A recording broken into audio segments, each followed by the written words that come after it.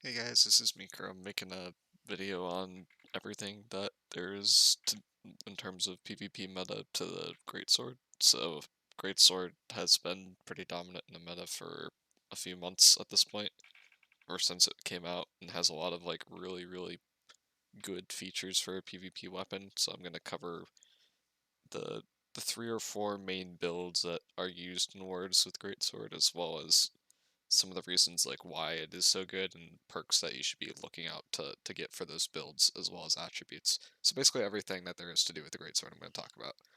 So the way I usually run it is as a point tank, but that's not as common. It's mostly used as a light DPS, and in EU it is used as like a medium DPS that plays a similar role to IJBB in the terms of harassing backline, being able to contest people that are on top of your backline, so it can kind of do both roles, as well as has attributes that are very similar to Avoid Gauntlet, except it actually does reasonable damage, so it's actually useful, unlike Void Gauntlet. But it's used mostly in NA and light, and a little bit in heavy, but a heavy is less common, but still very strong, and I'm going to go into that. So I've got builds here basically of everything. So in light, it's most commonly paired with a great axe, and it's commonly paired with hatchet. I think both these are good. I still prefer this build with the great axe. The reason why great axe is like really good is mostly because you have tons of speed with it due to like bloodlust and charge, so you have like more range than you would with hatchet, as well as perks that just give you stamina and like lots of life steal. So it's just able to do like multiple roles in the sense that it's able to chase down super hard, as well as like new clumps. So it's like when light melee was used to be played, this is like the build that sort of replaced that light melee role as the great axe great sword. In terms of like the perk tree itself on the greatsword, the for this setup, usually people will go relentless rush. The main reason is for adaptive rush, which will root people when you're in onslaught. So that's just a way to lock people down. The empower is also good, and then skyward slash is usually your finisher. And then if you have people that are getting away from you and you're low stam, that's when steadfast strike's really good because it will basically gen your entire stam bar if you hit this, and then you can just keep going again. So you have with this build like almost infinite stamina just due to the step and strike and for steadfast strike, and then you go and then if you run out of stam with that, you swap to great sword. You get hit below 50% health, you're going to gain 40 stam plus your stam recovery amulet, which you're probably running, so you're back to full stam. So it's just like a lot of ways to juggle back to full stamina, and as long as you have some sort of like healer that's with you to keep you up, then you're able to basically chase infinitely, and no healer will be able to run away from you, which has shifted the entire healer meta to be more about living rather than running, because you just literally can't run away from this build. So that's why this is the main build that I like with it. Some people run it with Hatchet as well.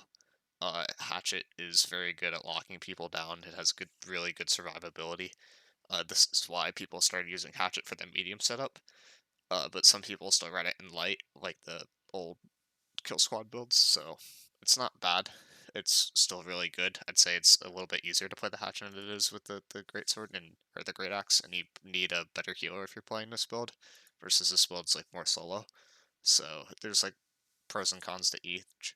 Could play like a couple clips from it. So this is with the Great Axe, just to kind of like show some of the chase. This is just like a highlight from a few months ago. He has like one different skill that got nerfed, but it's very similar. So he's able to like basically just go in, do a bunch of stuff, and I'll drop a video to like these in the description. This one's like a montage, and the other ones are actually like war clips. I don't have a war clip of this one just because those are mostly privated from kill squads, and I can't show those, but other ones are public.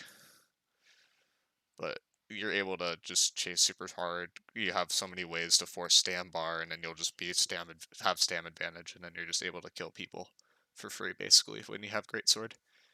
The main counter to this light build, I'd say, is like IGBB is like my favorite one. Just because if they're caught doing the cross-cut animation, like that animation right there, then you can basically just one-tap them with light IGBB or with medium IGBB. Usually people run medium. But this build has really, really good damage as well as really good burst and can contest people from very far away. So it's a very strong and probably the most meta kill squad build there is in the game right now. And then the other build with Hatchet also is pretty strong. It's good at it's better as like a solo build than the other build, but in group play it's a little bit worse. So like this guy's had a VOD here of getting 54 kills by himself, but it's like how impactful are those kills if it's just solo? It's like they're good. It's just I don't think it's as strong as the great sword because the great sword is like or the great axe because the great axe is more pressure. But you're able to chase very very hard with it. He's running calamity counter for some reason. Or like the counter perk. I think some people ran this as like a little tech for a while. It's not as popular anymore. Where you just would tap it versus a melee. They'd hit you once, you'd block the attack, and then you would put them on their back sort of thing, but it's not very popular anymore. It's still possible to run it, but he's able to basically have a really, really good chase with it, lock down healers, get kills, well, and duel people that as well. So that's like that build. The other really popular build, let me move my character so I don't get kicked real quick. And then the other really popular build is to run it in medium.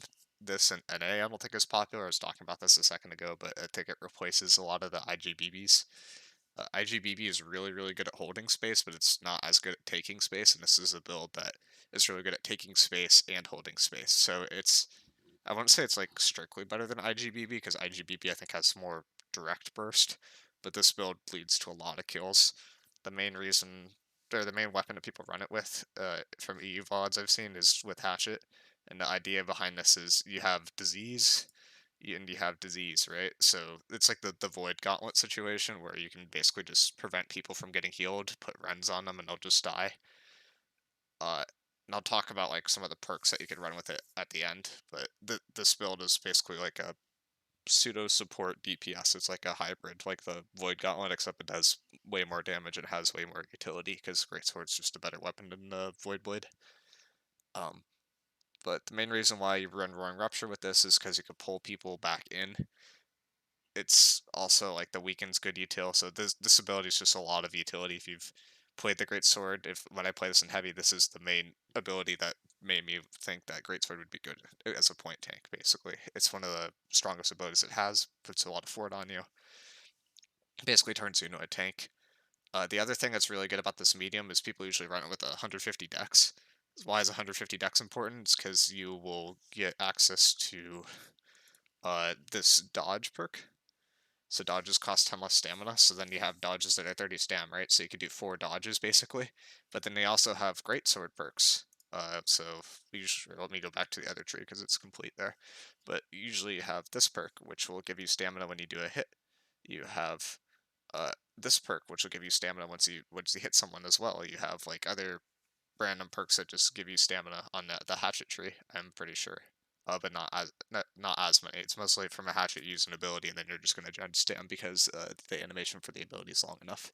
But then there's also on the hatchet, I guess there is adrenaline rush, so that's gonna make your hit dodges cost less. So basically, this is like an infinite dodge sort of build. It's like a while ago I talked about how Spear could be good on point. This is like what the main reason why I thought Spear would be good on point in this build. I don't think functions on point as well because Onslaught stance, one of the issues with it is this 15% rend on you goes past a rend cap. So you could have 45% rend on you, I believe, would be the maximum with this. So you basically will just get like one tap from anything. So that's why Greatsword's typically not run on point. The way around that with the heavy build is you go into Defiant stance mostly, and this also bypasses him, like the Fortify cap. So I could have 65% in Fortify with Path of Defiance. So that it's like a bit of a juggling act in terms of what stance you're in. Onslaught's obviously very good if you're not getting shot, but if you're taking a dual Defiance, it's generally better. So, but yeah, this is like a really good kind of hybrid support build. Uh, Plodge, the guy that was in charge of the best company in EU for a bit, has been maining this, and he's able to like just pressure people out so much. So this guy right now he has disease cap, and then he just goes for the healer, and he's able to like have that range that Greatsword normally has, even in medium. as well as like so many dodges. Like he basically just can't stam himself, so he's just dodging consistently. And then when he gets caught, he has two abilities that instantly get him out of jail free there, and then he's able to run detonate because he has so many abilities that get him out of jail free. And in the light build, people also tend to run detonate with it. I think you can run the dot, the like puke. I don't think it's bad. Uh, you probably could even run stone form if you wanted to, like the explosive one. I don't think that would be bad either. But generally, the if you're going with this build, you're going to 300 strength. If you're going with this build, you're probably going to 150 dex, 150 strength. But if you're but mostly in the light, you will be already having the grit, so it's not as important to run stone form, I think. So you're probably still going detonate with that. And people can't really get away from me with this, so it works pretty well. Um, but yeah, I'll put a link to this guy in the description. He's been maining this build for a few weeks now. He has a lot of VODs on his Twitch, and they are all very high quality. And then the last build that's really popular with Greatsword, make sure I don't get kicked again, is the tank setup that I've been running. Usually when you run this, the main trick is when you have the perk on gear for this will get you out of any CC. It will cleanse all CC effects and it will let you get out of any route in the game. So it's like probably the best survivability perk in the game. The only downside to it is when you come out of that, you end in onslaught stance, which means you have a 15% rend on you. So usually it's a juggling act with that.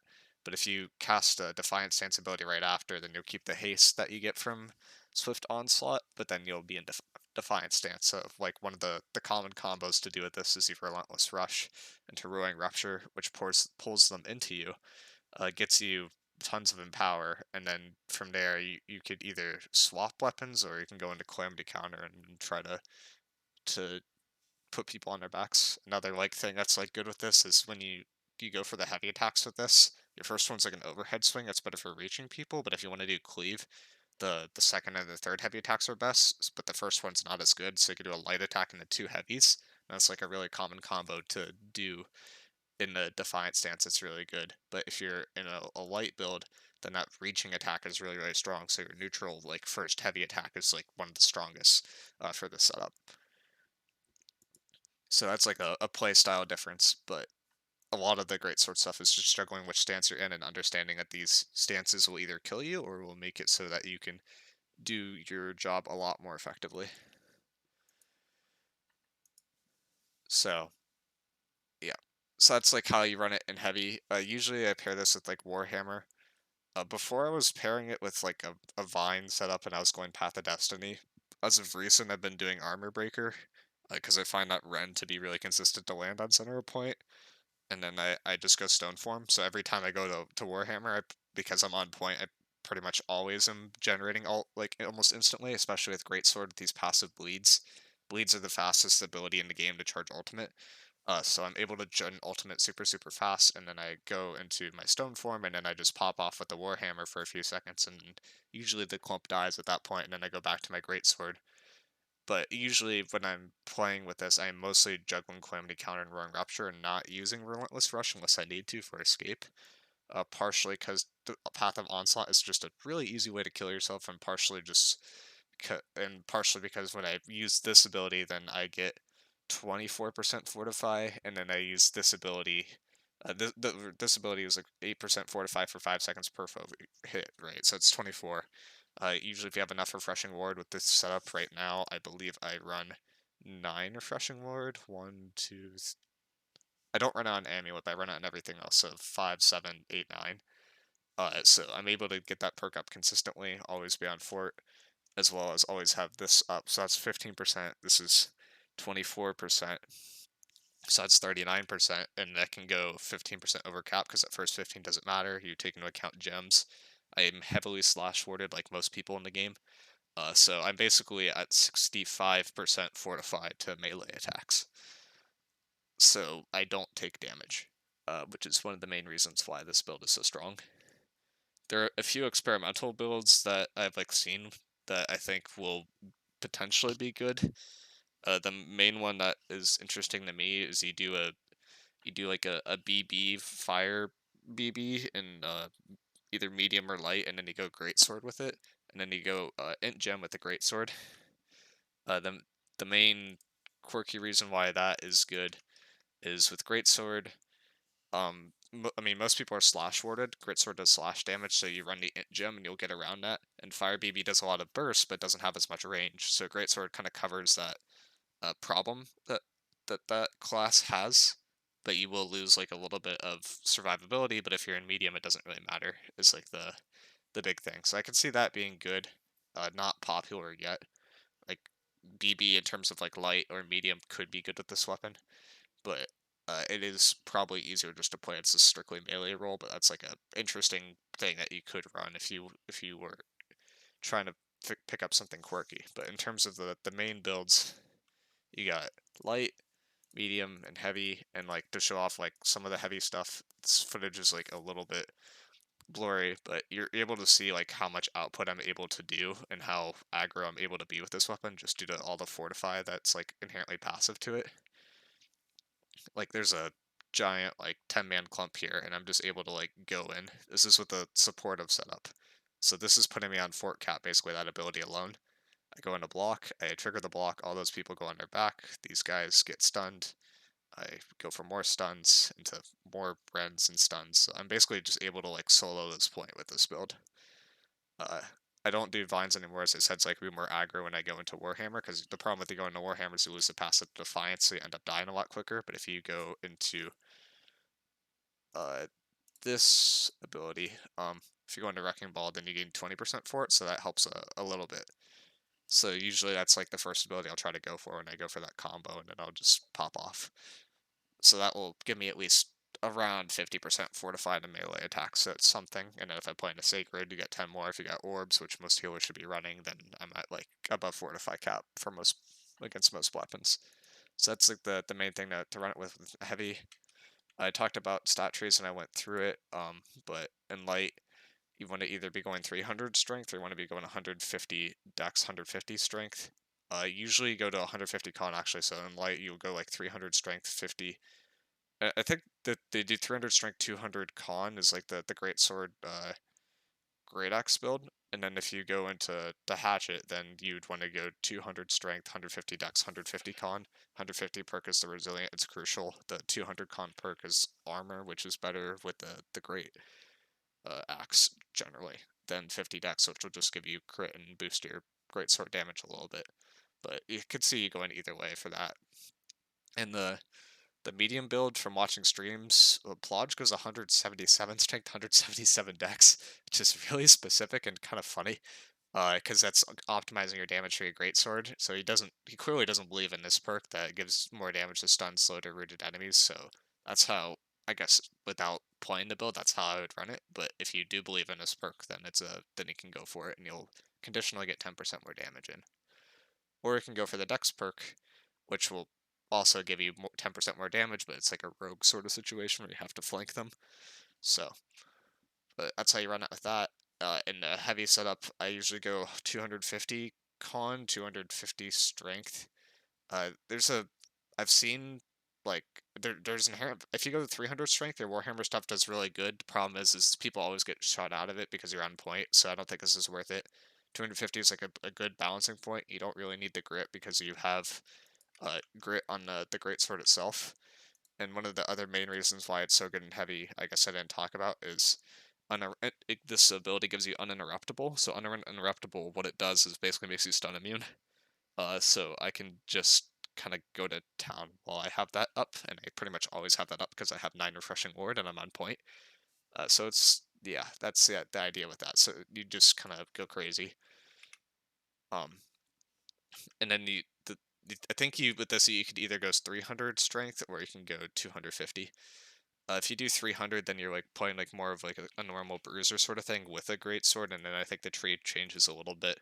You're probably taking out a calamity counter. You're probably looking at skyward slash potentially. Maybe you're looking at crosscut. Maybe you're looking at steadfast strike. Like all these abilities are pretty good. Crosscut's probably the worst one.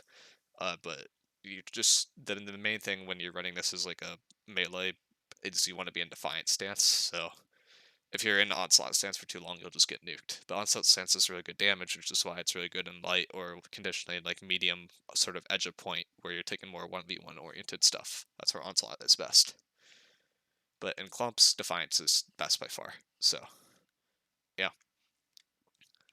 So I think that's pretty much it. I'll drop the videos in the description. But yeah, have fun with the builds, guys, and let me know what you think.